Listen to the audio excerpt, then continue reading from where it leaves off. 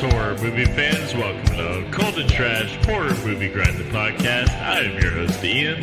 This is the show in which we grind on the absolute worst horror and sci-fi movies we can find and make fun of just how bad they are, as well as praise the good cult classics that have been lost throughout time. Now get ready, because we're about to dive real deep inside of Hollywood's dumpster in search of the good, the so bad it's good, and the fucking ugly. Now put on your seatbelt, grab a beer or two, and enjoy the show.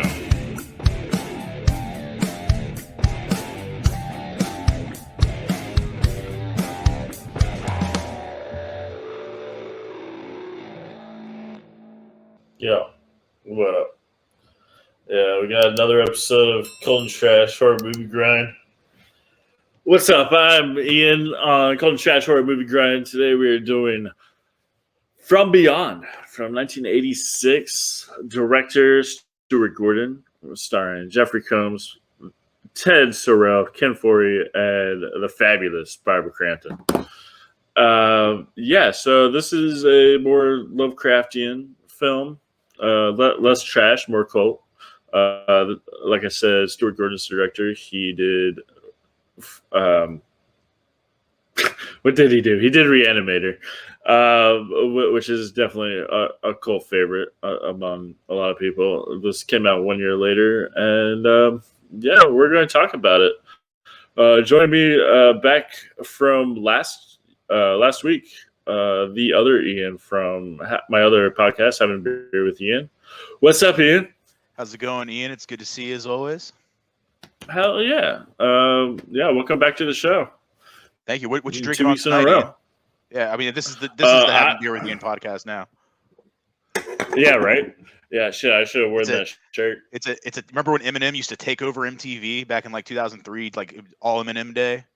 That's what this is. Yeah. All Ian Day on the Cult and Trash. Oh man, is that Modelo I see? Yeah, you're back to Modelo time. Nice. If I knew that, I would have queued up the music. You know what that means? That means today was payday. Nothing cheap for this guy. Hell yeah. I got Carbach. It's local here in Austin brewery. Double IPA. Pretty good shit. Nice. Like the colors. Have you ever seen this movie From Beyond before? No, I hadn't seen it till you brought it up to me.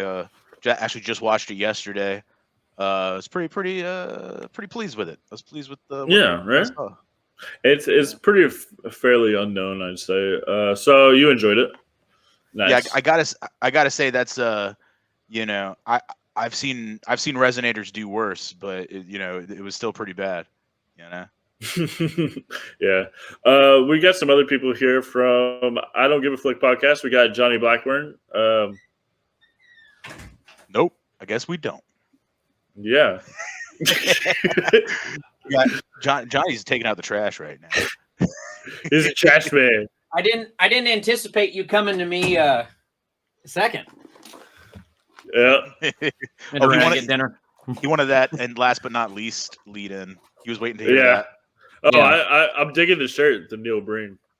Thank you, sir. It is a magical day. It's one of those days where you just sit inside listening to the rain and busting the shit out of laptops, just wasting your money over and over again. So for those of you that have been graced by the presence of a Neil Breen film, you will understand that reference. Yeah, I've been meaning to do Twisted Pair on the show here at some point. You better have me on for that. Okay, we'll do. I would dissect the shit out of that. Let me ask you. What about From Beyond? Have you seen this before? Yeah, you know what was funny is I actually had seen this before. I was shocked.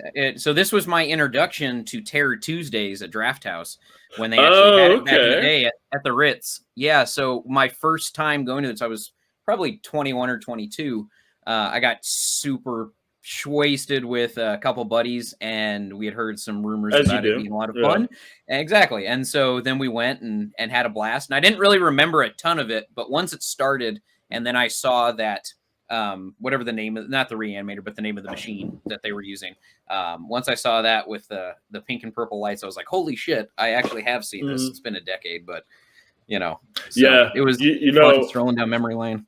speaking of lights, so this is a common conversation we have on both this podcast that you've been on and your podcast that I've been on, is we like to talk about colors and lights and cinematography and stuff. This is one of the better ones, I'd say. It is, you know, and you see, and I'll wait to get into a full dive, Of course, breakdown of the script when we get further in. But you know, you appreciate when those directors with the smaller budgets actually attempt, especially with a script like this. It's pretty bare bones. You know, there's not really a lot to it. You appreciate when they actually put in a lot of effort and they actually, you know, they try to take the budget and actually make a color palette that actually looks good and makes a lot of sense and it's actually artistic. It's rare to see that in these lower budget trash movies. So that was a nice surprise. You know, that's pretty interesting. That's pretty interesting because they, you know, it was a low budget movie compared to the other movies at the time. What, 2.5 million they made it for? Something like that. No, they made it for a little under 6, but they only got like 1 million back. I want to cite your sources because mine say 2.5 million. No, it's definitely more than that. That's a quote from the director himself. So maybe he's lying, but his point was that if he had done it in America, if he had filmed it in America, then it would have been like a $15 million movie in the same thing. So shit! they had filmed it in Italy, and he said he got away with doing it for 2.5 million in Italy. Okay. On the Empire Studios lot, which was owned by some Italian horror director or something before that. Well, let's get back to that. That is interesting. I definitely read different. Go to the IMDb while I introduce we got some other guests here, so I don't want them. Yeah. All right. And so we'll get back to you. Let me introduce another guy coming back.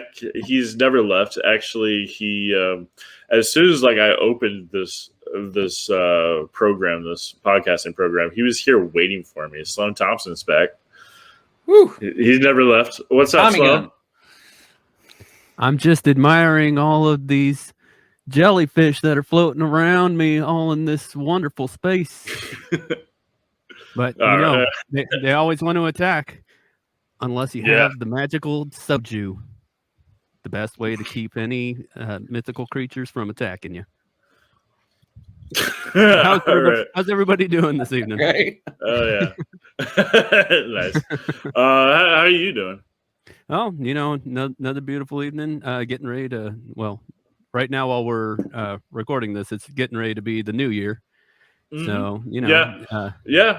This is the last day, well, second to last day of 2021. But by the time this comes out, it'll be March, the first week of March. 2025. So, yeah. So, New Year's has been a while. We're coming up on, Ian here at the Bayou, he's coming up on Fat Tuesday, Mardi Gras. Okay. Yeah, and that's what I think about that. He turned off the resonator and he disappeared. I guess he'll be back. Before we started recording, he was saying that his niece and nephew are in the other room using up the internet. And here he is. He's back. Hey, what happened there? Oh, it's cool. I just kicked my nephew off Fortnite. I think we should be good now. The resonator's back on. You can tell with the purple. Yeah. All those lights. Yeah. Oh no! It's gone by itself. Nice. Awesome. So let me ask you: have you seen this movie before? So I have seen it. It was probably about I want to say about 5 years ago. I was, random nights you just want to watch a campy old school movie. So I was just kind of filtering through all of my genres, and I like to fall asleep watching horror movies, and they say that's a psychosis problem, but I love it. It makes the best of us. Okay. I relish what goes thumping tonight. But all right. So it was probably about 5-6 years ago when I was reintroduced back into it. I may have seen it a long time before. It was very, very familiar, and I've seen Reanimator ungodly amount of times. And there's another movie by Jeffrey Combs has Jeffrey Combs that I've always liked, and I talked about it once before on this podcast, and that's Cellar Dweller. I don't remember that. That's the one where he's an artist, and a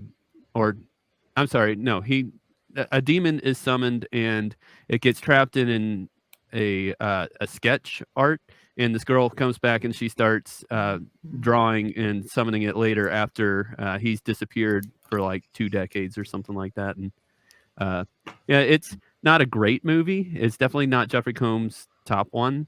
And I mean, it's definitely no Jeffrey Combs and Frighteners or anything like that. But yeah. Okay. All right. Cool. And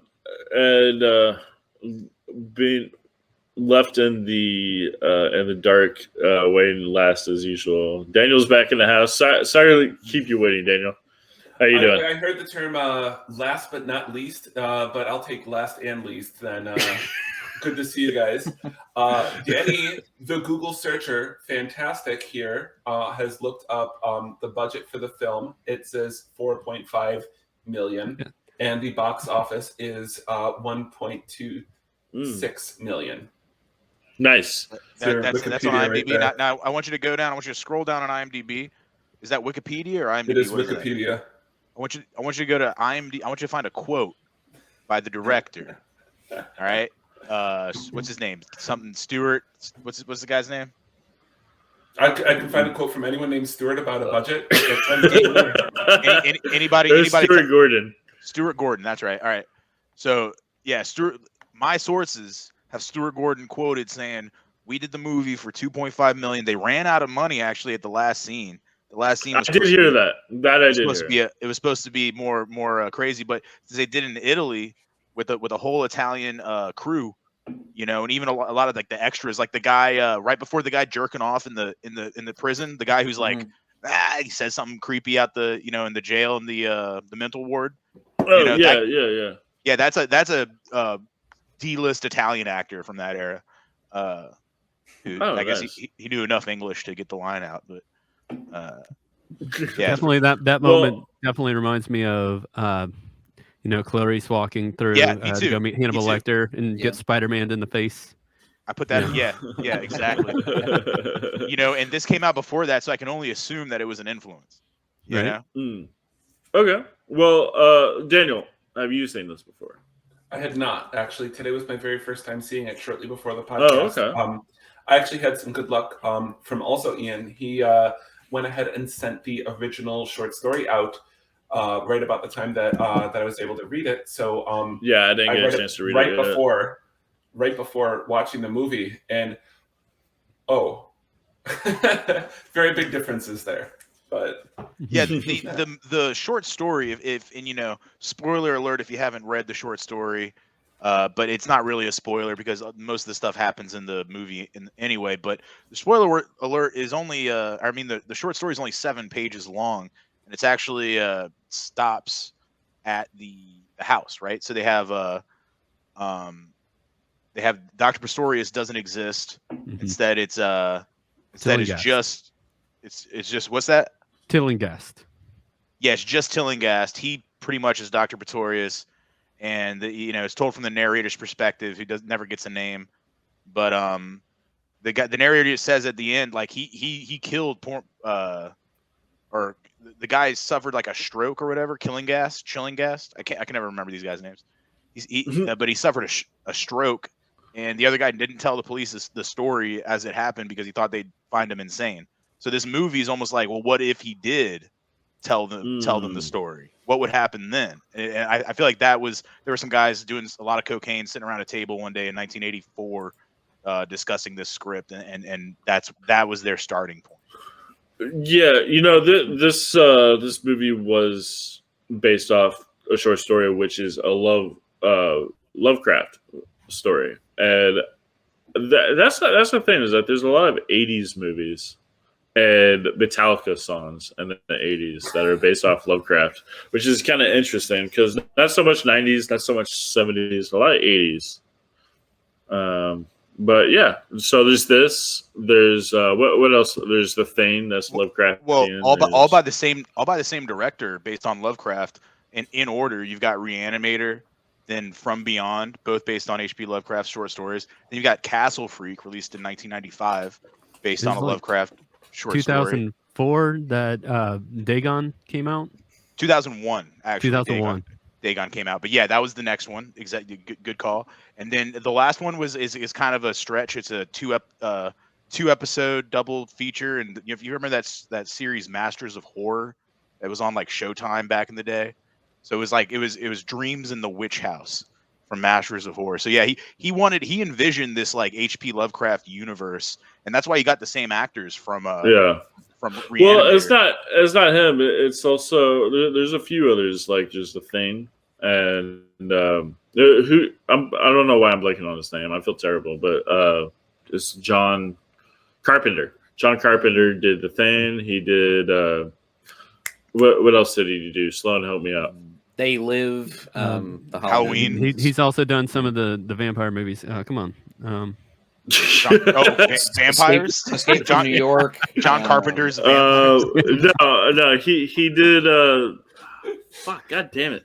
Anyway, let's just play the trailer. we're not professional here.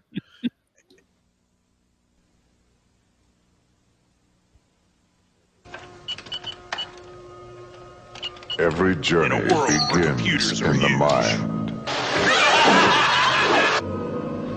A flight of imagination. A vision of what might lie across the universe. Desperate run! Or within the deepest regions of the subconscious. Dr. Edward Pretorius is about to embark on such a journey. It's out of control. You've got to turn it off.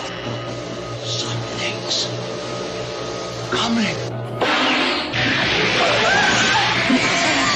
What the hell is that?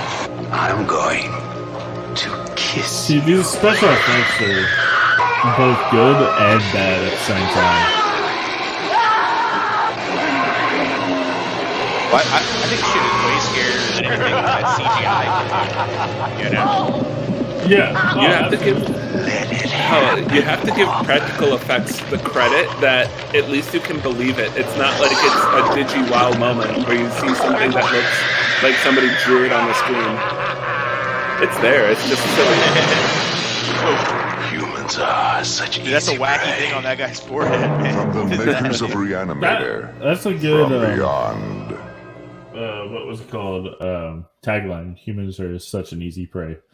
I like that. Oh no, we lost him to the pineal gland. Oh shit! his senses are titillating. My pineal gland has taken over. I'm so horny. Let me hump you. This Touch podcast me. is going in a bad direction. Whoa. Now let's go deeper. kidding, Come on, guys. let's go. Keep digging. Going from that best quote of the movie. Got to turn around for that one. When Barbara's character is trying to you talk about all the mental aspects, and the cop's just like, so what about my heart on? It's just like, well, what about it? Well, how does that explain my heart on? Okay, and that was a great performance by Ken Foree. Okay, who is also, you might remember him from Dawn of the Dead.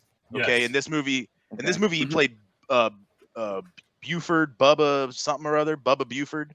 Yeah. But he was one of my favorite actors in this film. Oh yeah, and definitely. I felt like this familiarity with him the whole time. Like, oh, I love this guy. Why do I feel so familiar with? I look him up. Eventually, I figure out he was the dad on the Keenan and Kel show. Wait, what? Yeah. He played. Really? Yeah, he was. He played. I didn't know that. On all that, yeah. He played Roger Rockmore. No, not all that. On the actual Keenan and Kel, like the show with the Coolio intro. And I grew up on that shit. And he played Roger Rockmore. And he's the same guy. And they also did a movie that was like a haunted house kind of bad horror movie that they ended that whole series on. Kind of full circle brings it back to his beginnings and in the horror genre. But cool. I know him best. Well, not best from, but I like him in a scene that I'm about to put up. Hold on a second. Sorry. I like him from a movie and a scene that is right here. Good. What you got for me? Well, we got these real cute bar rock chickens. Oh, Nice, long-legged. Rhode Island Red. Yeah, them He's aged a bit. I want a Rhode Island. Just a tad. Yeah, Rhode Island Red too. Yeah. I want that vest. Still looks good. Yeah, me too. I want that hat. Not Lego's hat. I want that guy's wife beater. Wow. Very distinguished. Do you fuck chickens? What is this? Well, This is like Clockwork Orange and Training Day together. If it were based in You ever Arkansas, fucked a chicken? I didn't know you fucked chickens.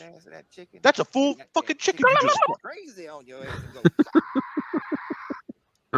Now I'm gonna go drink some of my Malaco plus some of my droogs, and y'all better chill the fuck out.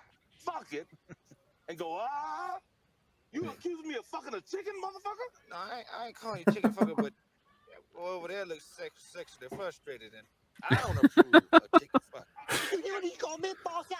That guy's been in a bunch of shit. The guy with the Hills have eyes. face. Oh yeah. Yep. Those have eyes. Yep. Yeah. Yeah. Nah, So Bubba's great in this too. yeah. So Thanks, that was Ian. a That clip was- from that was- Devil's Rejects. Really love zombie film. I thought that was Oh, Devil's God. Rejects. All right. Ugh. Yeah. All right. He was the Rob guy Zombie. that he was The best Spalding's Rob old Zombie one. friend. Classic. Yeah. All right, let's get it back. Let's get it back to this. Yeah, let's get it back. All right. So this somebody is talking to you, Ian. a huge box office bomb. Also, Ian, we're waving to your friends behind you.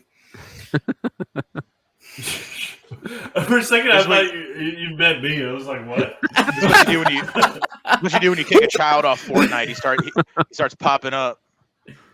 No, it popped up All right. I'm gonna Anyway. I'm watch out and make you watch From Beyond. I'm gonna give you nightmares. Okay, go ahead. Take the Legos. Go. Eldritch Kindergarten. There we go. Okay, so let's talk about this movie from a child's point of view, shall we? Let's do it. Well, and that is the end of the podcast. That's all that we can talk about today, I guess. So there was reverse birthing going on, and No, okay. First of all, difficulties. Ian, you brought up John Carpenter earlier, Yeah. and I think that's great because I think this Stuart Gordon drew a lot of influence from him, especially in the intro scene. Because something that was very refreshing to me that you don't get as much these days is you see the MGM lion. It's a nice 80s old school little video of the lion. It's not in HD. It's nice. It's grainy, and it fades. It's either a direct fade right into the beginning, the opening prologue of the movie, the scene. You don't know if the movie started or if this is a prologue. You don't know if the opening credits are ever going to run. And that's very similar to John Carpenter's Halloween, where you got the first person view of the kid in the mask walking into the house, and it's just like setting the stage. And then once the first big murder happens, you get the opening credits, and you're like, oh shit, all right, we're in for it now. And it gives you a little, you can kind of breathe a little bit. Yeah, when Daniel here was watching it earlier, like he said, and he actually texted me when he did. And he said that that they just start right away, like they waste no time. You were saying something like that, right, Daniel? Yeah. Well, basically it was just like, we're just gonna go ahead and start the whole movie right here, right in the crazy. Like, here's the monsters. Here's what we're doing. Gonna kill a guy and tear off his head. There we go. Monsters. This is the whole movie. And it got crazy from there. But based on the short story, that was like they did the whole thing in like a 2-minute chunk. Yeah. Right. Yeah, and it wasn't exactly an in medias res start, like in the middle of the action start. They had a little build up with the guy knocking on the doctor's door and, doctor, it works. But you know what scene? Does anybody know? And here, trivia question. What scene was the first scene they cut out of this movie? That was supposed to take place at, like, the doctor was behind the door doing this action, and then the guy, he comes and knocks and says it's working, and then they leave. Anybody know? Oh, it totally has to be something bondage, right? It's definitely it's in the realm of BDSM, but it's not it almost, you know, a little much. Nobody knows, huh? Nobody got the. So just guesses. He was nailing someone, like a girl's tongue. He was nailing a girl's tongue to like a wooden board or something, right? Damn, and the MPAA made them cut that out, right? Okay. Wouldn't that have been a cool way to start it? But that would have been awesome. Then you don't get that for the later aspect of what he says to Tillinghast as the monstrosity. Yeah. I mean, not Tillinghast, but Pretorius. Yeah, because they don't. You never really get an idea, like from that first video. You can't really tell if it's like this is something that they agreed upon. Like, remember the BDSM video that they find, right? And you got the lady. She's he's like whipping her. Yeah. But she's also like making out with them, and she kind of smiles at one point, and you can't really tell was he doing this consensually? But then later, the main character, Crawford, what was his name? Crawford something. Yeah. He ends up, he says, oh, it always ended with screaming, you know. He was bringing girls over every night, and they always ended with screaming, and even that was a little like, I think he was just bitter about being cuckolded every night. No. It was definitely meant to be portrayed as non-consensual, like he was a what you might call a rapist, but they kind of like tiptoed around it. They never just like hit the nail on the head, so to speak, because the MPAA wouldn't let them, you know. Yeah, well, the MPAA needs to be disbanded, so that's a story for another day. Yeah. They played with a lot of weird stuff with that entire character of Pretorius, because they also mentioned that like he was a eunuch, and that's what made him so bitter, and that he didn't understand anything about women, and like they got kind of weird about it though, kind of like oh, but he can steal your knowledge, and he can learn how to please a woman by eating your brains, like. What are they going into with that?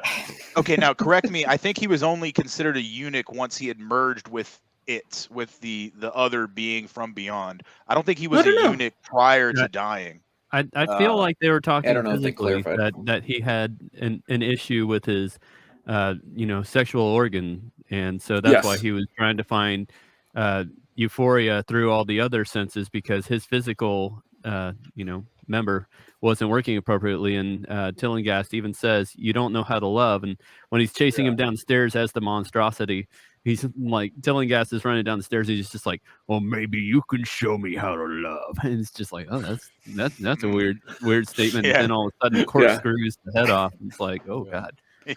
Let me give you a kiss. Here's my thing is that, like, what is the message do you think that they're trying to drive home with this movie? Like, we're going big picture, huh? What's the story that they're like, we need to tell this? Is it like is it Barbara is Crompton this needs just to be like seen in a dominatrix outfit? That's what this was about. Barbara Crompton needed to be. That's a fun message. But also, BDSM is shameful. Like we're just gonna like shame all the kinks and everything except Barbara Crampton. Ultimate picture is whenever you're hung up in bondage, you can always use eldritch horrors from ethereal dimensions to help cut you loose.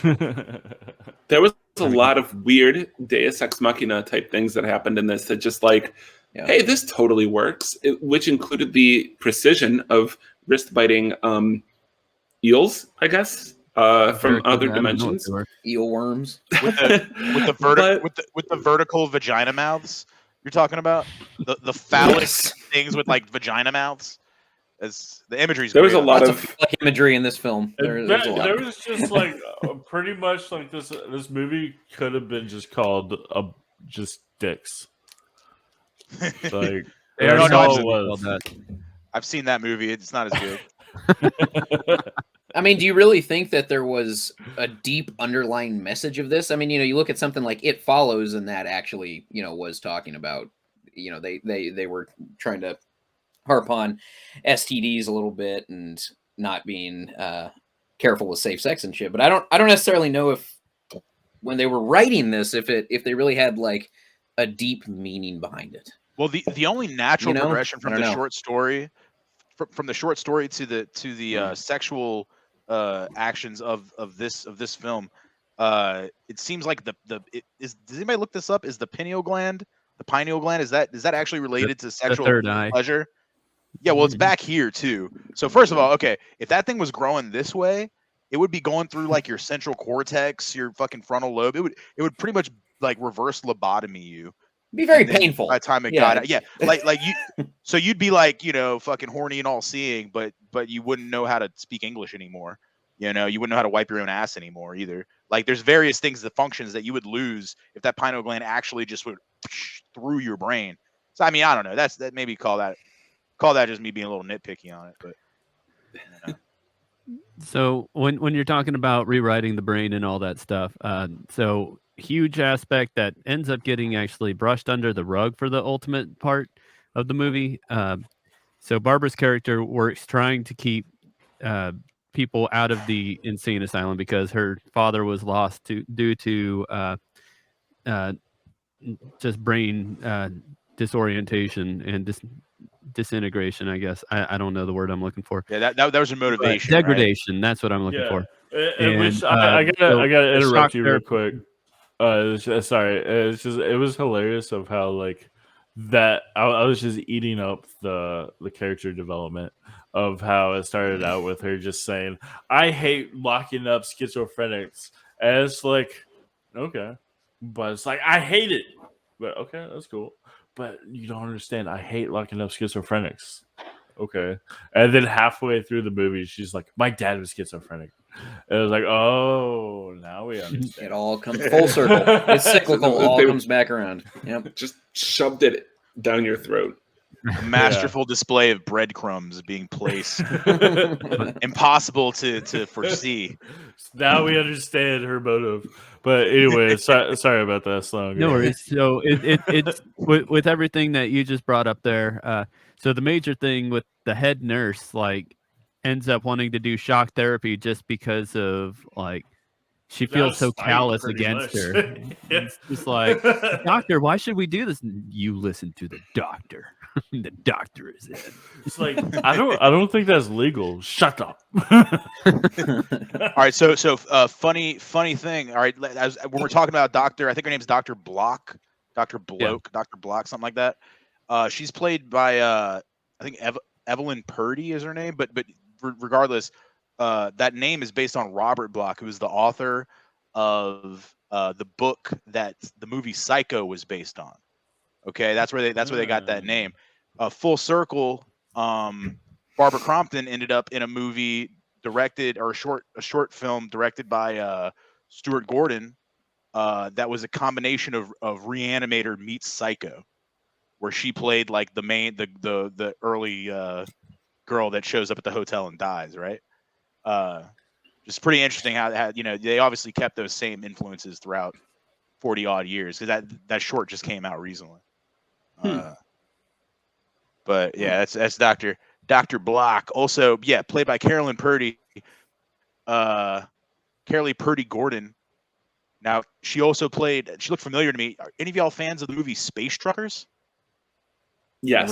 I know the song by Deep Purple. And you got to watch Space Truckers. The movie's based on the song. No, Space Truckers. Yeah, watch Space Truckers. Directed by oh, okay. But it's directed by the Stuart Gordon, right? And Carolyn Purdy Gordon has a great role as Delia in the movie. But yeah, I won't give too much away. That's not what this episode's about. But I just go see Space Truckers. It's she has a much better role in Space Truckers than she does in this film. Okay. So let's see what else. I've got another clip, which is fun, which is pretty crazy. I'll just put that on now.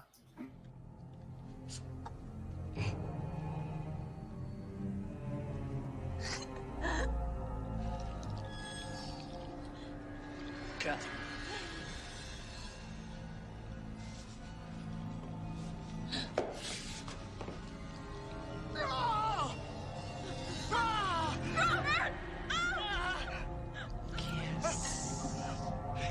That's a big dick. Are you telling me that's supposed to be phallic right there?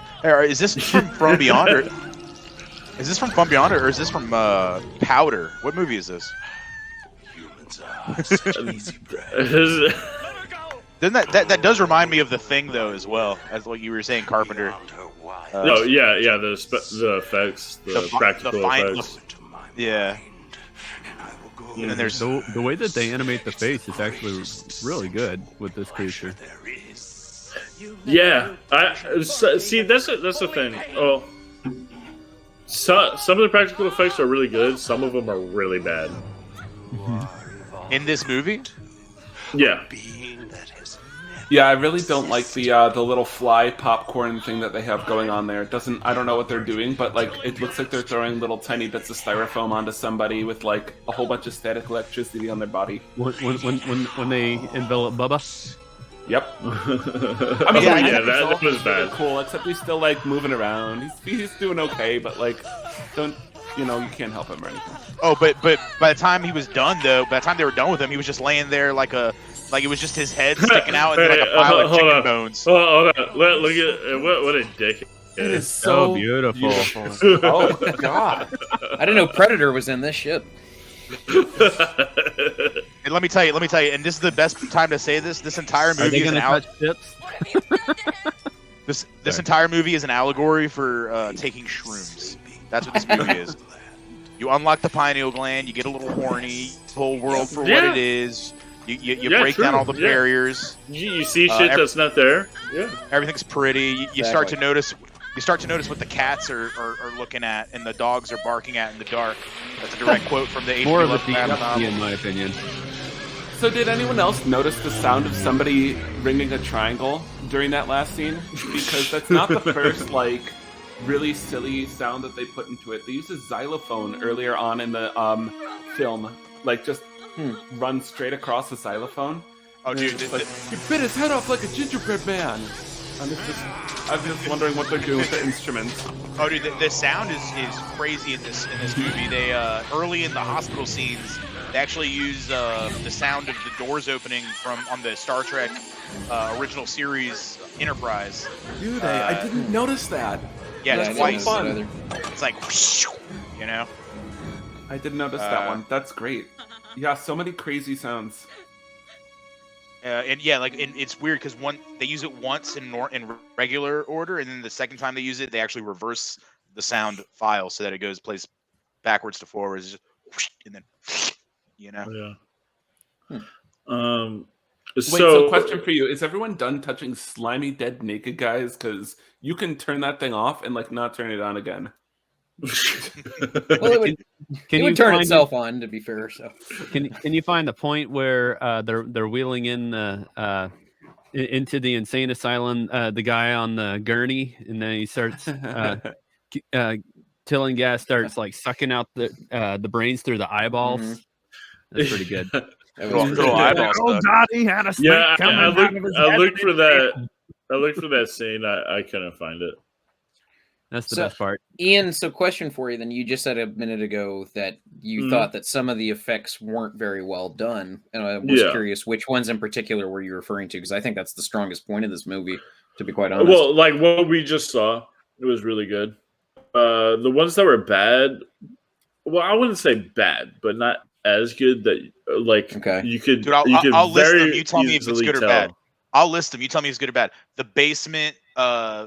see that one. I was about to get there. Yeah, that one. I wouldn't say it's bad. I wore my Guar shirt for it. I love. Yeah, that's not that bad. That wasn't bad. Yeah. Daniel paused the movie and put it on his Guar shirt.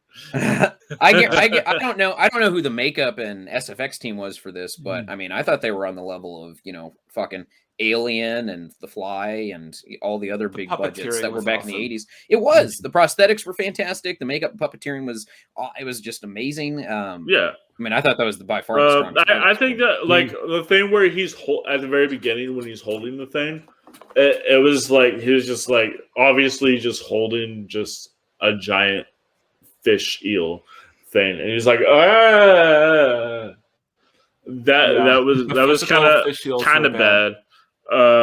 Yeah, just some parts weren't as good as other parts. I'll say that. I wouldn't say anything was bad, but it just wasn't as good as others. I think that like The Thing is so much better than this movie as far as practical effects go. You know what?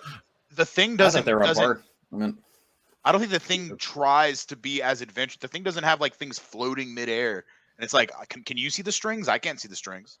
You know, so it's like there's other things that this is bringing to the table than The Thing did as far as special effects goes. You know. Yeah. Yeah. Just a second, my laptop battery is dying. I have to grab my charger real quick. All right. So does anybody? I was just going to put out there the only negative aspect towards the physical part of the cinematography was when it's the two of them fighting in the same body, and there's no like support of puppetry anymore, and it's literally just two bodies like flailing in the rubber suit. I love that because that kind of got a little weird. Okay, but I love that too.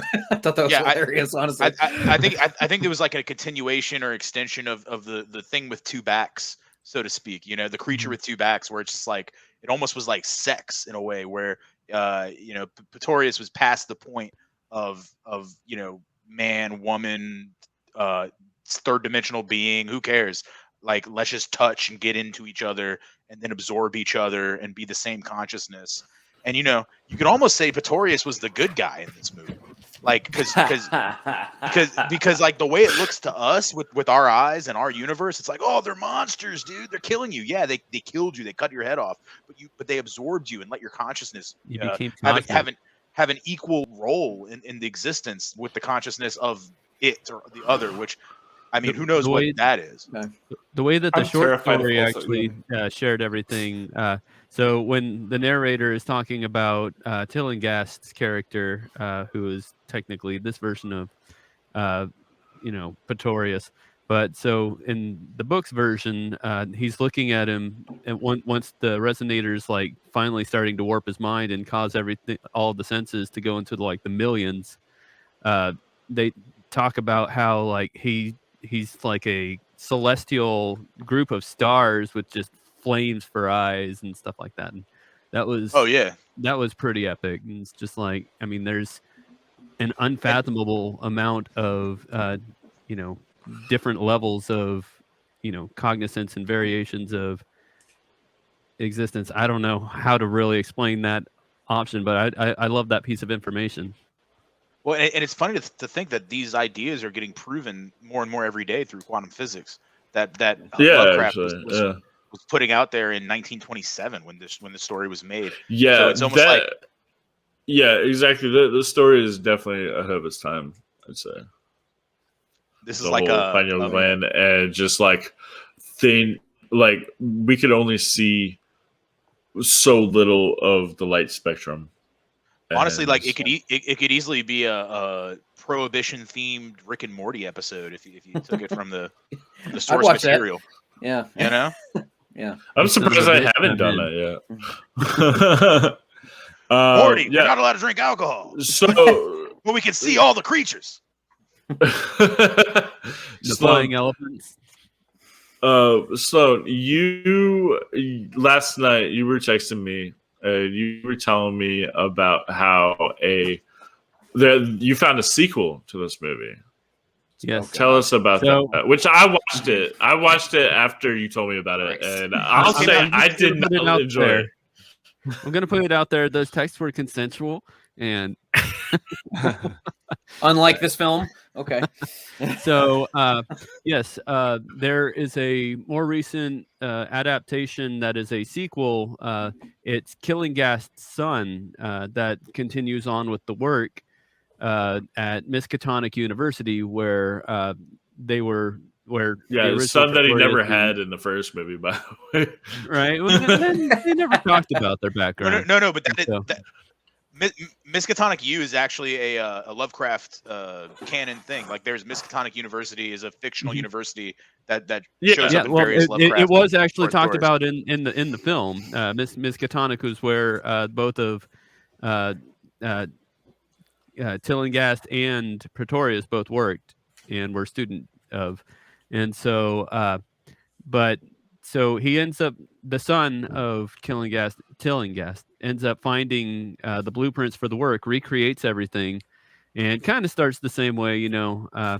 His person who's helping him ends up getting his head eaten off by this ethereal tentacle monster. This one's a lot more about tentacles. And there's literally a section in the movie, like it's only an hour long, an hour and 6 minutes. And the kid he still brings all of his friends to come check out this thing, and he's just like, don't move or they'll see you. And at first it starts off serious, but then it just gets ridiculous to where they're all just like, they've all got shotguns and they're just blasting all these eldritch fish. And so yeah, it's pretty dumb. Those effects were bad. Yeah, okay, but you can't look at it like a feature film, though. The whole concept of it ends up looping around to where when they talk more about, so they actually used a radioactive catalyst in this one, and it was able to actually not just remove the barrier, but it was able to infiltrate time and space at this point. And so it caused a paradox to where when he goes back at the very end, everybody else is alive again, and it's like the weekend before, but his father is also one of the students there that comes up in their group of friends, and it's just like, what the fuck? So wait, paradox.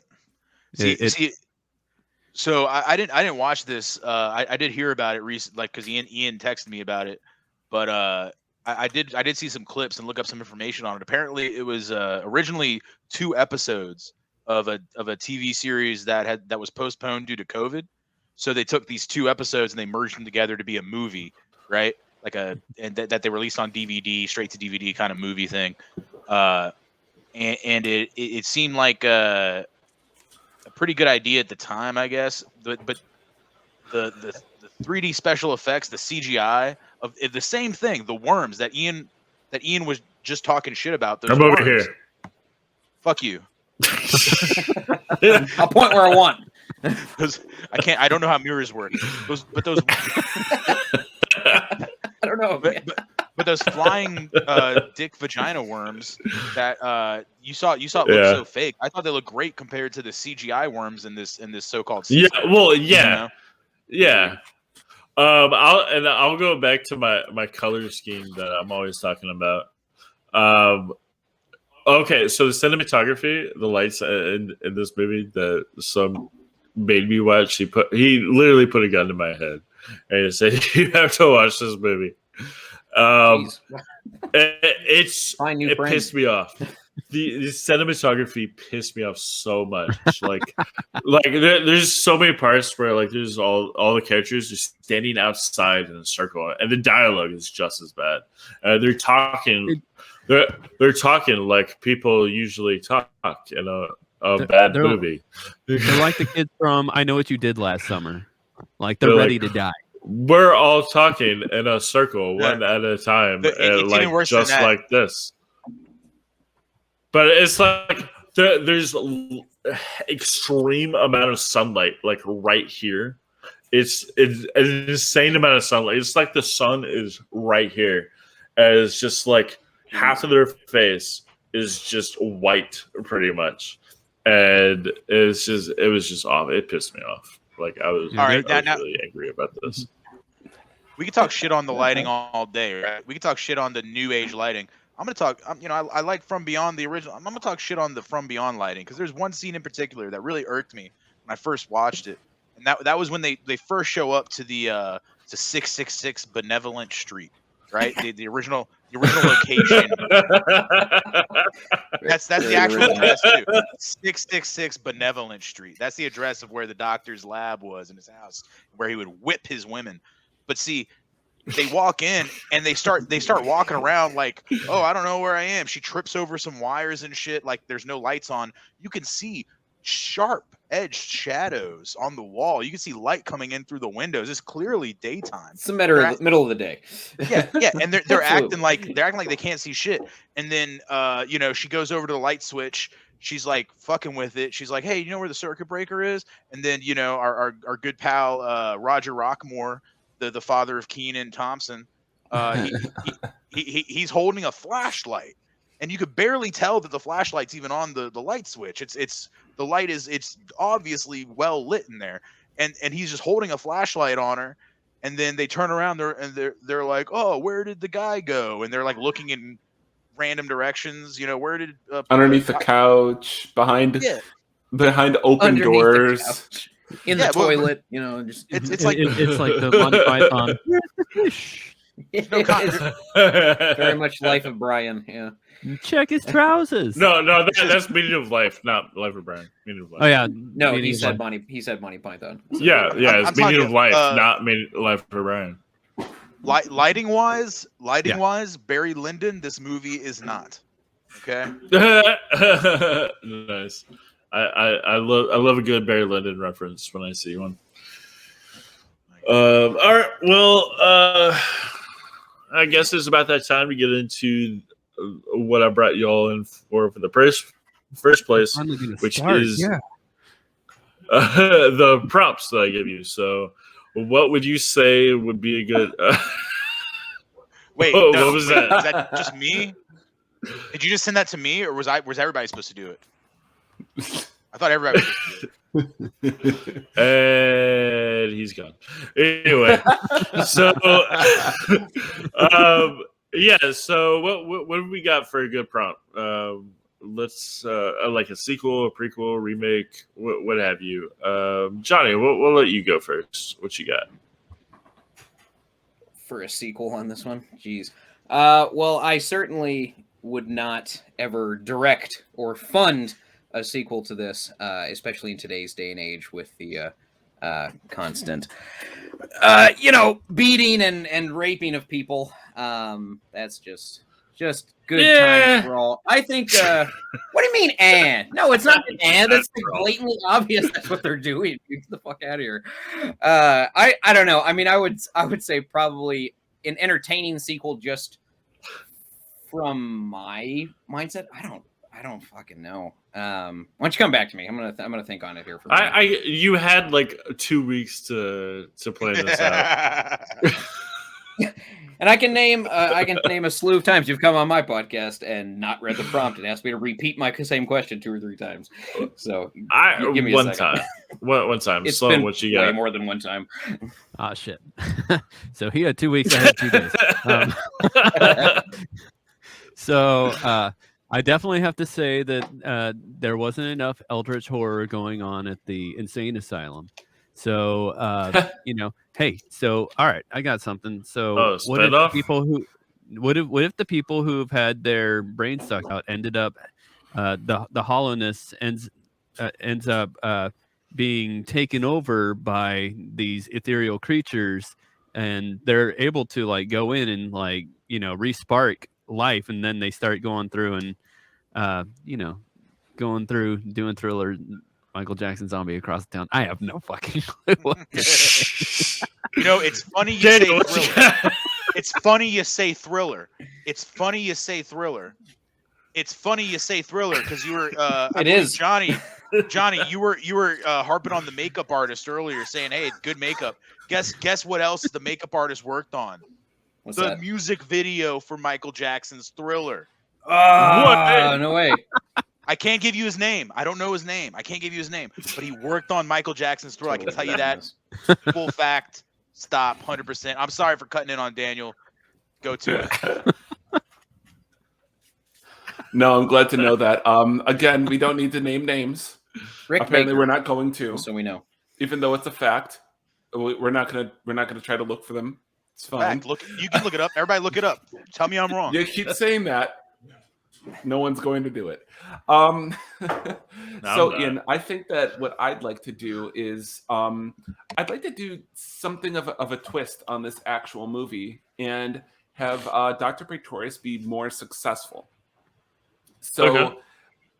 I'd like to see roles reversed. I'd like to see this alternate dimension be something that Dr. Pretorius invades, doing the whole start of the movie and then preys upon. and uses them for his sick pleasures, abuses them, pulls these other people into this dark realm. This is not necessarily the worst place possible, like it's imagined, with the Eldritch Horrors there, but maybe Praetorius is the Eldritch Horror in their dimension. I like the idea of pulling people from our plane of existence into this other plane of existence and having everybody turn out as a horrible demonic demon and having him orchestrating the whole thing. And even when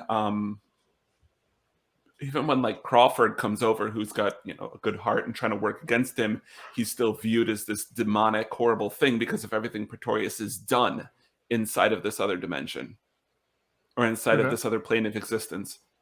So yeah, I'd like to see the roles reversed where Praetorius follows through with his big thing. He was trying to stimulate his sexual desire. He was trying to see something that no one else did. He was trying to live, be alive, and basically by the end of it, it sounds like he wants to be a god.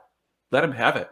Let him have it, and let him drag these other people into it as he tries to take over this whole other existence, and let him be the bad guy more than the fact that these are like, the things that exist in this other plane of existence are all but like, imagine if when we went over there we had like, I don't know, guns for hands or lasers shooting out of our eyes at all times that just slaughtered things, or just everything that we did killed everything around us. So you think that would be a good movie? Oh, well, I don't. I three acts. It would be a good movie. Yes. I don't. I had a very hard time. I get what you're saying. A prequel or a sequel because I heard enough. Yeah, about I mean, how can you with with this movie besides the one sequel that does exist that sucked? Yeah, that's why I was like, well, I'd like to see it's instead of the idea that you actually succeed at this horrible task that you have going on, and your sick desires are fulfilled. And as you drag other people into it, they've got to try to fix it.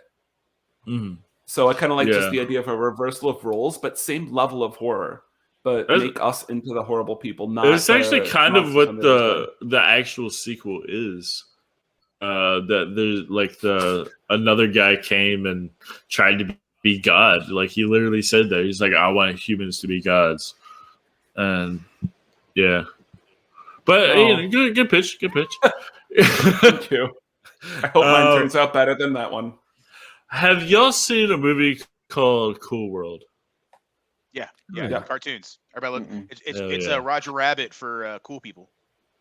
Yeah, exactly. Roger Rabbit is for cool people. It's a great movie. It's like people who are like, "Hey, have you seen Roger Rabbit?" Like, "Oh yeah, but have you seen Cool World?" It's like, no, so that's the guy. That's the dynamic. I want very, very, very briefly tell us a plot for Cool World. What was it? Brad Pitt is a cartoon. He gets laid. Beautiful. Not exactly. So it's Cool World is about, if you haven't seen it, it's about a cartoonist, not Brad Pitt. He's another guy, but Brad Pitt, right? Brad Pitt's in that movie, right? Brad Pitt is in that movie, yes. But he gets laid, right? And he gets laid, right? At the very end, he can't get laid. That's the whole point. Is that there's a rule because he's human and he can't have sex with cartoons. Yeah, but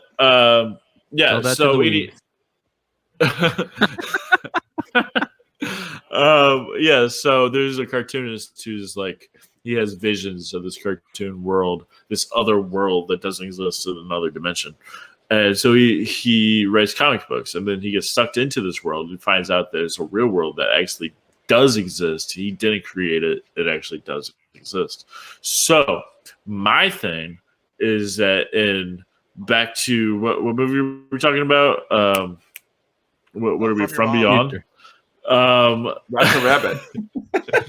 And From Beyond, the resonator turns on this doorway between worlds.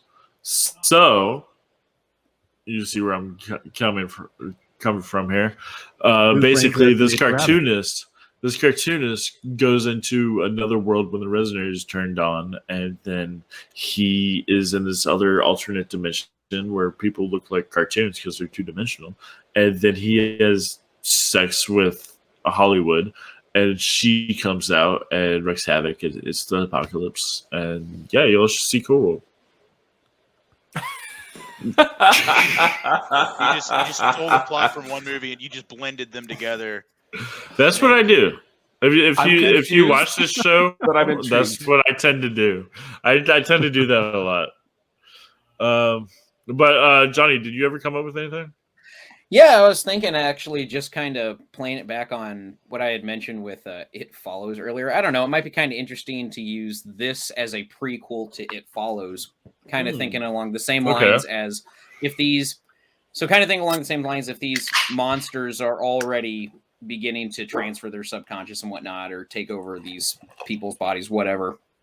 Over time, they're able to become shapeshifters, I guess, with, let's see, when was It Follows? When did that come out? Mid-20-teens, this is 86. So over a span of 30 years, maybe they've evolved to the point that they can constantly shapeshift into these just everyday people. And, you have the point of they're already going into their victims' minds. And that's exactly what happens in that. So you could say the same thing for society, probably. You could. That's definitely what It Follows poked at. I think that'd be an interesting way to go about it. Obviously, the script and the style of movie is, even though they're both horror movies, they're both still very, very different. But I might watch that. Okay. I might check that out. So like a movie that's a bridge between the two movies. Yeah, exactly. Yeah, showing what happens over the 30 years between the setting of those two films, I think would be kind of interesting. Okay. Cool. All right, well, let's go ahead and rate this thing so you all know how we do it. Hey, you forgot the bet. You got me. You got also Ian. Last but not least. All right. What you got? Okay. So, Edward Pretorius. Side note, Pretorius is named after Dr. Frankenstein's mentor in the novel. That's the name of Pretorius. Very interesting. So Edward Pretorius, he's in this other realm. We never get confirmation whether he actually lives or dies. Let's say his consciousness survives. He becomes this like otherworldly being, and he decides, you know what? Maybe like, I don't know, 20 years after the events of From Beyond, he decides, you know what? I want to try to go back to the real world. I want to be a real person. I want to be a real boy, a real human. All right. So he figures out in the other realm with his scientific mind how to transfer his consciousness back into a body. But unfortunately, something goes wrong. He comes back. He doesn't have any legs from like right below the knee down. He loses his legs. So he's back here. He's Edward Pretorius, and people, he starts seeing people that he knew in his former life. They're like, wait, you're back, Pretorius? Wait, what? But you're so much younger. You look so much better. What? And he doesn't want to get in trouble for his former crime. So you know what? He goes ahead.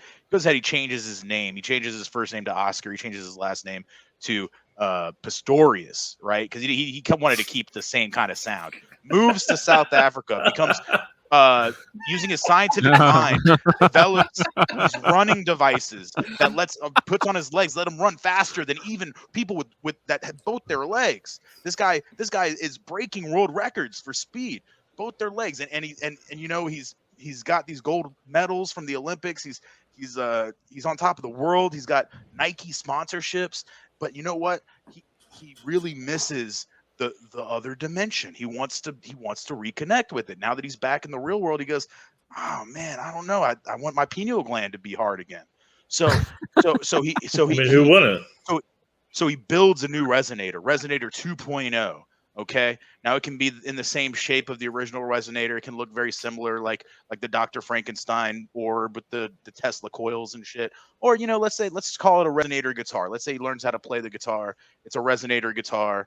And he got the I don't know, that we could sideswipe major that. Humbuckers. We could put that on the maybe list. But either way, he builds a new resonator, and he turns it on. It's in his apartment, in his house, where he's living with his fiance at the time, right?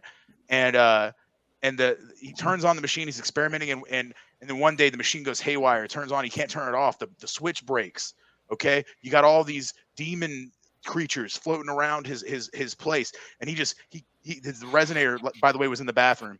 He kicks the door down to the bathroom, just opens fire, ba ba ba ba ba, kills most of the worms and all the shit that's in there, but also guns down his fiance in the process. Tragic. Oh my. And then it just turns into a biopic, from that point.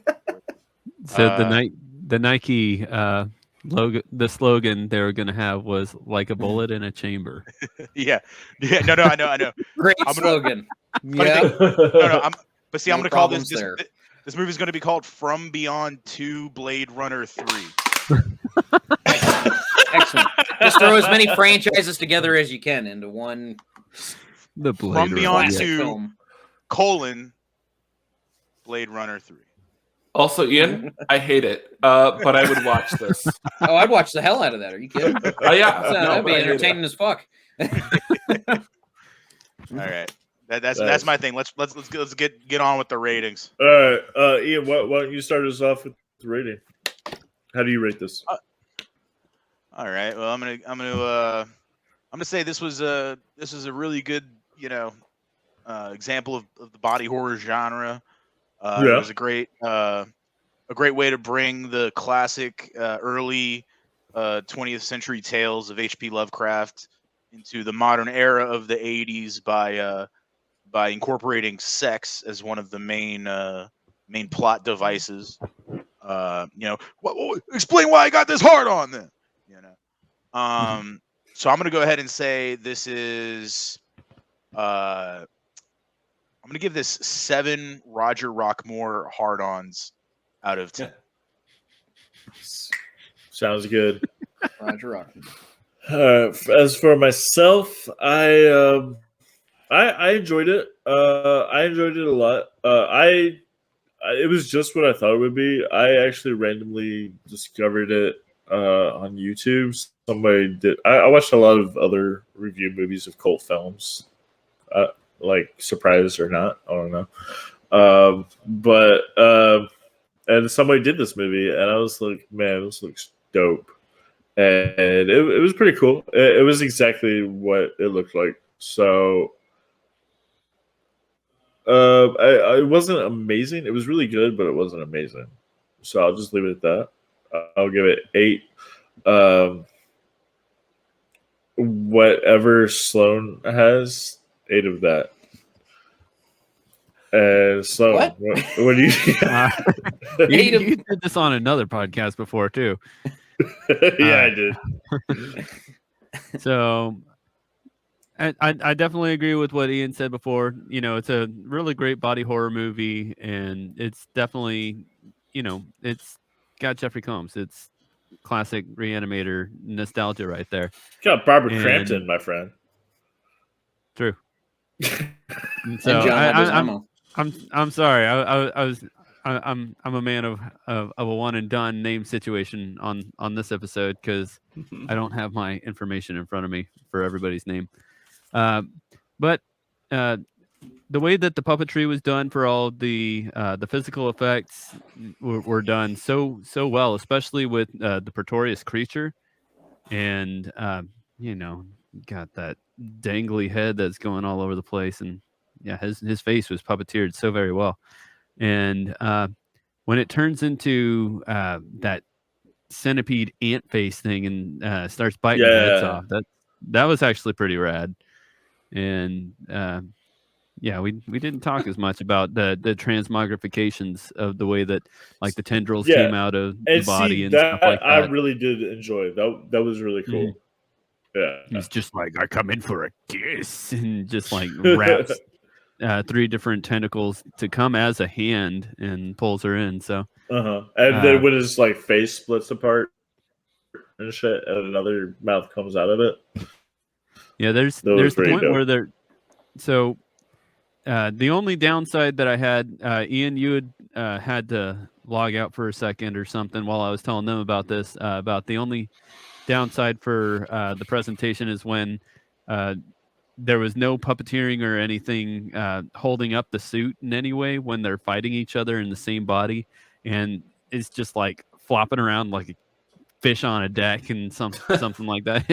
It was kind of gross to my senses, and so my pineal gland found it very negative. And so, with all that said, well, it's a wonderful movie, very nostalgic, and brings back folks from all different classic movies, and I love it overall. And I'm going to go ahead and give it 8 out of 10 times that Tillinghast ended up going in and out of consciousness, eating brains. That's exactly what I give it. Johnny, how about you?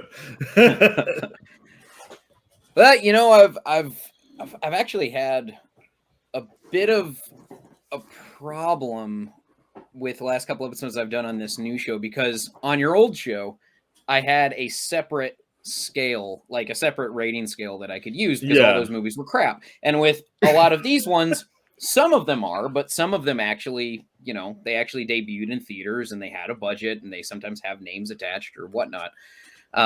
So with this one, you were here for Swamp Zombies too. Yeah, I was here for Swamp Zombies. I bought Vampire Motorcycle. Can I just say before you give your score, just one thing I want to say? What are you talking about? No, Santa Sangre was I put that on just a normal scale. I didn't put that on one that movie's so bad it's good. But the other two I did. Sorry, also Ian, go ahead. No, okay. This, in Italy, this actually won the equivalent to the Italian Academy Award. What? For Best Picture. Yeah. You're fucking with me. There's no way. Are you serious? Look it up. There's a chance he might be. You gotta be kidding. I'm not fucking with you. There is a chance. I'm not fucking with you. No, I believe you. I'm just so it won awards in Italy, which is where it was filmed. So it makes sense that it would have more of an economic reason for them to push it there, to market it there, and whatnot. Also, Italy has a great history with horror films and they do. Very into it. They certainly do. So yeah, I mean, you could say this was a flop, but it actually made pretty good money overseas. Yeah, that's good. No, actually, I don't think it grossed anything though. Like what I read is that it grossed nothing. Yeah, I don't see. I look deeper than just the IMDb front page, brother. All right, I look a little closer. I get to the facts. I call the directors. I say, Stuart Gordon, how much did you make this movie for? You know, it's also Ian. Give me these. He's not even alive. Stuart Gordon died. You know what he told me? I called his son. You know what he told me? So quit calling me. Probably something. Something in Italian. Stop calling me. And my dad made the movie for 2.5 mil. All right, damn, flat. So let's just stop. Let's just leave it there. All right. I have no choice but to believe you. I'm giving you the floor. Sorry, my bad. That's fine. So yeah, I mean, for something like this where it's already it's body horror, kind of a trash movie, I'll keep it on that normal scale. I would probably give it. We're rating it for how much you enjoyed it, like your enjoyment. Yeah, but you know me, like that. I like to add every different variable into there as much as I could. Yeah, from entertainment value, yeah, I'd give it 7 times that my penis went flaccid. For sure. Yeah, I mean, my biggest problem with a lot of films like this, and Ian, we talk about this all the time, is there's not a lot of, you don't understand motives for why things happen sometimes. So like there's, in any script, there's glaring plot holes. I understand that. But for something like this, there's, why did this one, the one psychiatrist, she believed them, but the hospital let her take him out anyways, but they didn't bring more security. They just brought the one larger, what was the, it was the guy from Roger Rockmore. Yeah. Okay. Rockmore. Thank you. Yeah. Played by Kim Forey, who in the movie played Buford Brown, played Bubba Buford Brown, but I always know him as Roger Rockmore. It's the guy from fucking Dawn of the Dead. I mean, what more do you need than that? Yeah, the guy from Kenan and Kel, dude. You just need him by himself in the movie for 2 hours. Like I would watch. He kicked ass in Dawn of the Dead. Dude, I would love to see. I would love to see a spinoff of like his character, but a prequel, like and his like, dude, that could be a great TV show. Buford Brown, just like on the run, How about when he first meets? I'm sorry to go off on Buford. How about when he first meets the crazy guy and he says, "Oh yeah, I used to be in the NFL. We had a lot of crazy guys back then." Just random fuck. No, that was a retconned CTE joke. You know, oh, was like, it? Yeah. Yeah. You know, you meet an axe murderer and you're like, oh shit, 30 years before Aaron Hernandez happens, you end up with the guy saying football players are crazy. I wonder why. Yeah. CTE much concussion? Yeah. Will Smith taught me right. I mean, there's obviously going to be glaring plot holes in it, but we're putting it on the scale of a movie so bad it's good kind of thing. And yeah, I mean, it was entertaining. I didn't mind watching it. I think I would prefer to watch it with other people because this is one of those movies where you have to make fun of it throughout the entirety of the actual film. But you know, you look at we always talk about the cinematic checklist and stuff, and yeah, the color palette on it was very well done. I thought the makeup and effects honestly were on the level of, I said it earlier, same level as The Thing. Yeah, no, they Aliens, did a great job The on Fly. makeup, Yeah, it was. I love that part. It was entertaining enough. Would I watch it sober and by myself again? No. If you guys wanted to come over and hang out and we just fuck around, watch some bad movies, yeah, I'd absolutely watch it again. Invite us over. All right, you hear that game? The Cold and Trash horror movie grind group is going to Johnny's place. Going to South Austin, baby. Here we go. Pack it up. Yep, they're coming in from all over the country. The score was fine. The acting was actually surprisingly well done. I was a little. I mean, how good do you really need to be in a film of this caliber? But it was still good. Yeah, I didn't. Like most of the movies that we review for your show, I did not regret watching it. I didn't feel like I wasted my time. So, well, that's good. What's your number? No. Did you say? I said already? 7. No, I said 7 out of 10. Seven times my dick went flaccid. Yeah. Oh, there we go. Okay. And then we got Daniel. Well, I'm gonna keep mine short. I've got a very hard to come to number of 6.5 out of 10 portions of deliciously but inexplicably home cooked meals that Bubba made for everybody. Yo, those biscuits and gravy though. Those biscuits. Where did he get them? How did he make those? He just made them. Yeah, I don't know. But he ate like most of that meal, so I'm giving him his 6.5 out of 10 portions. And I'm doing that very specifically because I don't think I would rewatch this movie with somebody because I don't think it has enough of a plot, even for a Lovecraftian horror film, to warrant a rewatch. I saw it. I love the effects. That gave it a lot more points. But it falls very flat. Like the sex thing got overplayed in the first third of it. Like once they had the girl go back and turn on the machine a second time, it was over for me. Like it was done. I got it. I got the point. And it just went over and over and over. And they had so many, even though they're fun, they had so many inexplicable scenes and inexplicable character actions and people. The head nurse at the asylum choosing to baby a guy who's eating brains off of the floor, which why they store their important stuff on the floor is beyond me. But they went ahead and stored brains in a jar on a floor, and she's like, "Oh no, baby, it's okay. We're gonna take care of you." Meanwhile, like, "Oh, you." Well, she was probably afraid that he'd attack her, which he did. That's all. No. I didn't see that in her tone of voice or anything. She didn't look shocked. She didn't do anything. So if you want to call out character acting, you can, but I think it's poor script writing. I think they decided to make her that way. I have to disagree with you with a big finger wag on this one, because Dr. Bach in that situation, she is showing her true motivations, her intentions, which is a vengeance, which is a retribution against Barbara Crompton's character, right? Like she doesn't like Barbara Crompton at all. She says she's evil. She doesn't like her experiments, the way that she operates as a psychiatrist. From the very beginning, she makes that clear. So she sees Dr. Chillingsworth, whatever his name is, as a victim.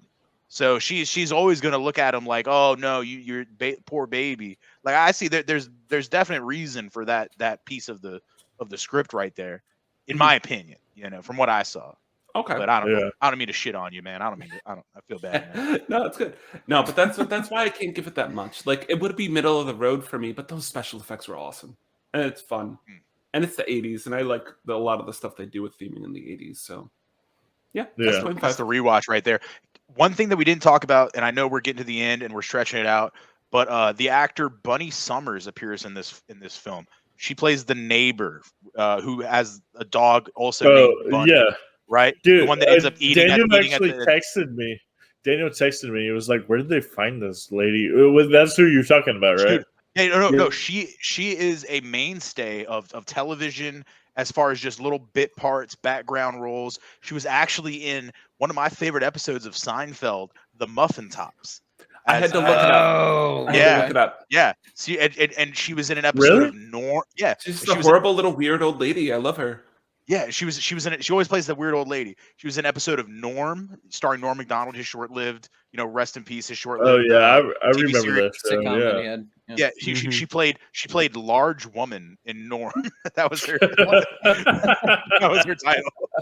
And in Seinfeld, she was writer with like 3 other writers. I got to go back and watch it. I didn't see, but so obviously we need a movie about her and her dog. Yeah. Well. Oh yeah.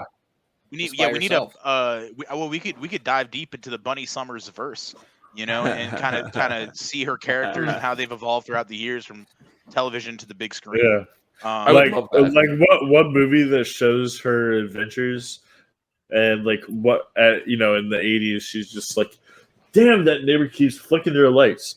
Police, go arrest them. And then the original, and then she moves to New York to get away from it all. And then she runs into Seinfeld. Exactly. She says, "Why does this muffin has a bottom?" Eldrick Horrors versus Seinfeld. Definitely Seinfeld's going to end up being the more annoying neighbor.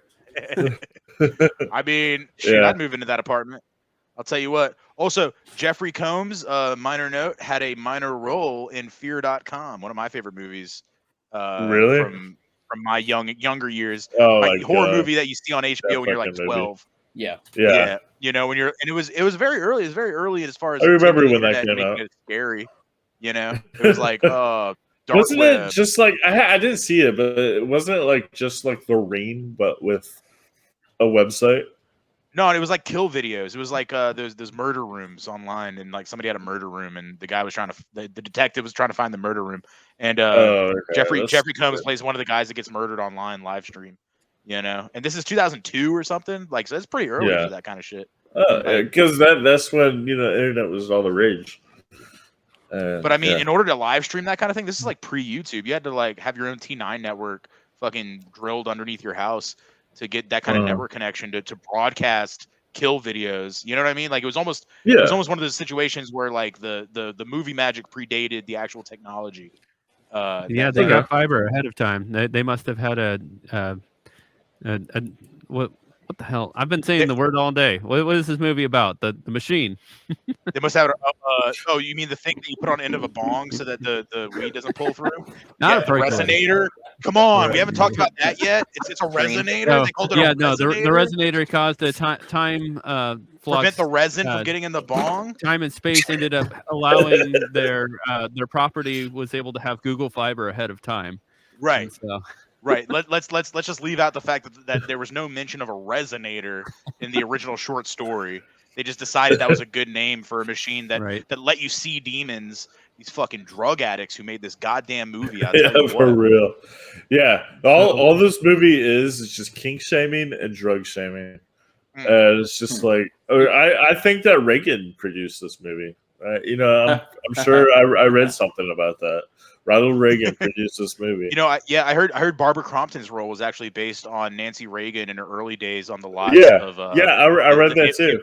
Wasn't that MGM? Wasn't that the same production company that made this movie? MGM, bringing it back. Nancy Reagan, MGM. Exactly. That's what it was all about. And exactly. And I think that the name of the psychiatric hospital was called Dare. Was it? Yeah, it was. Go back and watch it. I'll go back and I'll check it out. It's Dare. Which everyone knows stands D.A.R.E. Yeah. And in 1986, everybody knows that stands for drugs are really excellent. Absolutely. So when it comes down to all the special side items about the movie. So turns out that that bondage uniform that Barbara Crampton was sold wearing, at a yard sale. Yeah. At a yard sale, yeah. I'm surprised we haven't mentioned. I'm not okay with that. There's a lot of little. We could go on for days, dude. Honestly, we were also talking about the differences between like all the items that were cut out of the movie. So there was more of like an NC-17 before it was brought down to R. What was it? Tell me the quote. What was the quote the MPAA said when they first saw the first cut of the movie? Do you see this? Do you know this? I didn't see the physical quote, but it's 10 times too much of everything. That's what they said. They saw the first cut. Of the things that were taken out, so Catherine being molested molested a few seconds longer by Pretorius. Dr. Her bare breast. 14 seconds longer to remove the pineal gland from Crawford's forehead, like ripping it off and stuff like that. Longer scene of Crawford eating brains in the morgue. Additional footage of Crawford sucking out Dr. Block's eye and spitting it onto the floor before sucking at the eye socket. The ambulance driver's head was actually blown 3 times against the ground instead of just one. And then a brief shot of blood graphically spurting as Catherine bites off Crawford's pineal hump.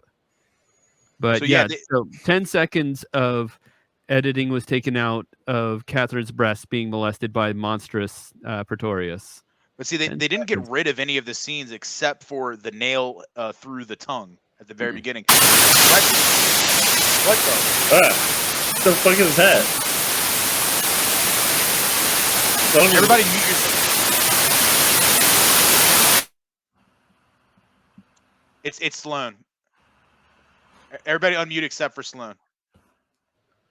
It's Sloan. Yeah, it's you, dude. That was weird. But yeah, no. What you were saying though, it definitely.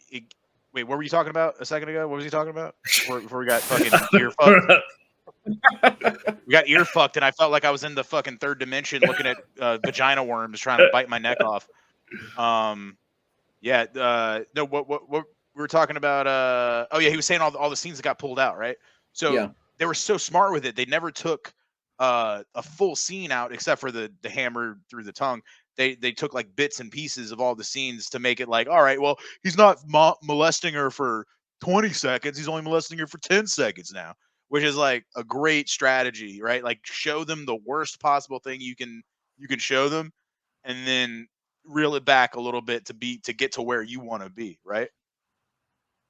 Thought that was pretty cool.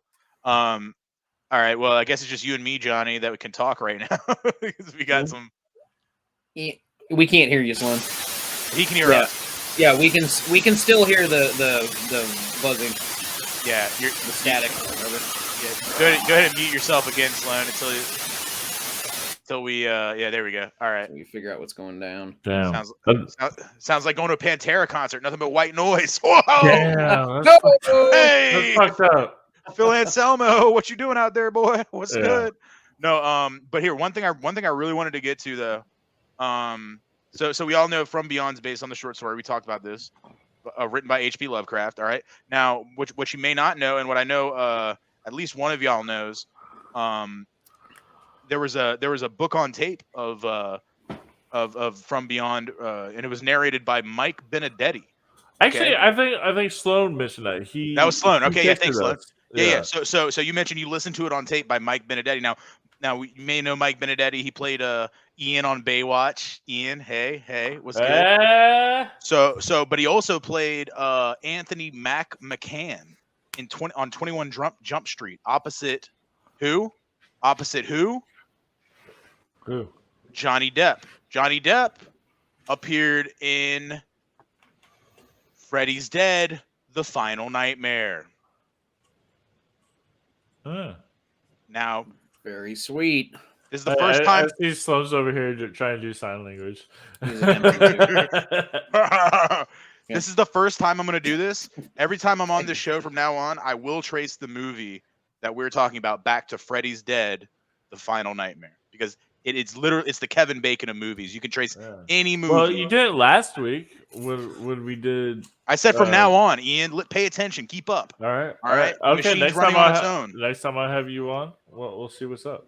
Let your pineal gland grow a little bit, dude, and maybe you'll understand what I'm saying. I can't. I don't do enough DMT to allow that. Hey, look, it's all floppy. Flaccid as fuck. Well, anyway, I think we're out of time. We're exactly an hour 30. So thanks you all for joining. Thanks Ian for coming back. Thanks Johnny for coming back. Thanks Sloan and Daniel, and all of Johnny's help. Heard that. Sloan, you're now a one-man noise band. This is on purpose now. Turn that shit off, dude. And you're fired. And before we leave, we gotta do a little clip from next week's episode, which is right here.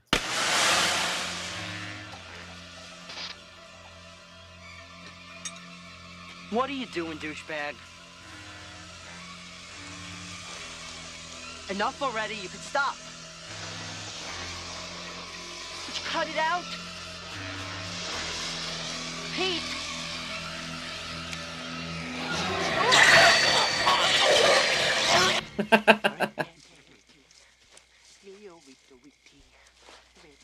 Is this an episode of Pete and Pete? Yes. Yeah, I've seen this one. How did you guess? Yeah, that's the strongest man in the world, right?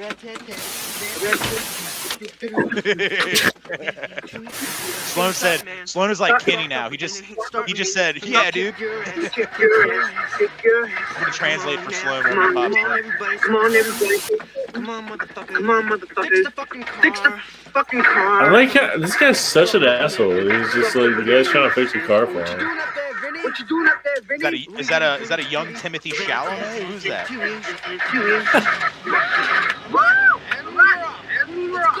Let's go!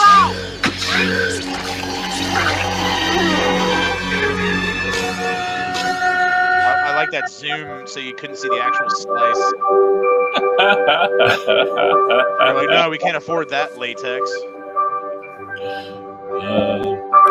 Yeah, so that would be Friday the 13th, part 5.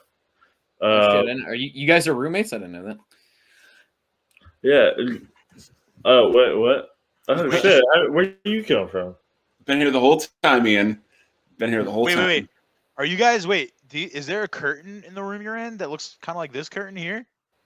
No, we turned on the resonator. You can now see us both at the same time instead of in different realms. God damn it. So turn your... Just find a different mic or something, dude. I think that's what it is. You gotta find a different. Unmute yourself. Let's see. But just show your feelings through your emotions. No. Nope. Still. Nope. Don't put that on. Nope. You're ruining this podcast. You got 2 hours in without a fuck up. That's good. Yeah. But did y'all notice that me and him we switched rooms like 4 times? Well, you I noticed you switch rooms. Yeah, I wasn't paying attention to Daniel. I don't know. I don't pay attention to you guys. I can't tell exactly if Sloan noticed anything. He's doing Hulk Hogan signs now. I don't know what that means. He might be trying to power up for his ultimate move. I'm not sure. But Daniel's in town for New Year's. So so he was in my usual podcast room. I was out here, and then we switched a couple times. And I refuse to believe that y'all noticed. Yeah, I didn't notice. But speaking of New Year's, I need some new beers. Hey Joe, come bring me a beer.